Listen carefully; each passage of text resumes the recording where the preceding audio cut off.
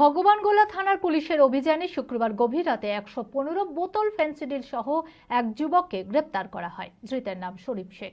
ধৃত যুবক ভারত বাংলাদেশ সীমান্ত দিয়ে চোরাচালানোর উদ্দেশ্যে ফেন্সিডিল নিয়ে যাচ্ছিল বলে জানা যায়। মানসিক স্বাস্থ্যের জন্য সবার আগে যে নামটি মনে ভেসে ওঠে, সুস্থ মনের ঠিকানা মনোবীক্ষণ।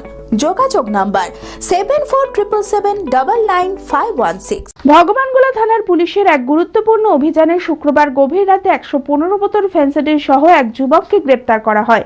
ধৃতের নাম শরীফ শেখ। পুলিশ সূত্রে জানা গিয়েছে, ওই যুবক ভারত বাংলাদেশ সীমান্ত দিয়ে চোরাচালানের উদ্দেশ্যে ফেন্সিডিল নিয়ে যাচ্ছিল। শুক্রবার রাতে ভগবানগোলার বর্ষাতিগোলা এলাকায় বিশেষ অভিযান চালিয়ে পুলিশ হাতে নাতে ধরে ফেলে ওই যুবককে। এই অভিযানে উপস্থিত ছিলেন ভগবানগোলার এসডিপি উত্তম গড়াই, ভগবানগোলা থানার ভারপ্রাপ্ত আধিকারিক বিশ্বজিৎ হালদার সহ একাধিক পুলিশ আধিকারিক। দীর্ঘদিন ধরে সীমান্তবর্তী এলাকাগুলিতে নিষিদ্ধ মাদক চোরাচালান চক্র সক্রিয় রয়েছে। এবার ফেন্সিডিল সহ হাতে নাতে গ্রেপ্তার যুবক।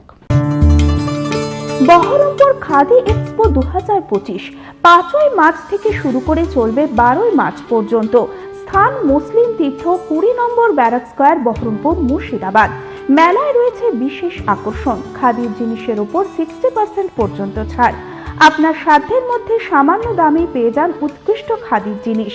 এছাড়াও থাকবে 2000 টাকা ও তার উপরের কেনাকাটায় বিশেষ উপহার ও গিফট কুপন। আপনাদের সকলকে জানায় সাদর আমন্ত্রণ।